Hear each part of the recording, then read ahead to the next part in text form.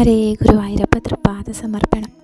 ഉണ്ണി ഗുരുവായൂരപ്പൻ്റെ ഉച്ചപൂജ കഴിഞ്ഞ് തിരുനട തുറന്നിട്ടുണ്ട് കേട്ടോ. കണ്ണനിന്ന് നല്ല സന്തോഷത്തിലാണ്. കാരണം എന്താ, കണ്ണൻ്റെ വലത് കയ്യിൽ നിറയെ വെണ്ണയുണ്ട്. യശോദാമ്മ കൊടുത്തിരിക്കുന്നു. ഇടത് കയ്യിലാണെങ്കിലോ തൻ്റെ പൊന്നോടക്കുള്ളിൽ ചേർത്ത് പിടിച്ചിരിക്കുന്നു കേട്ടോ.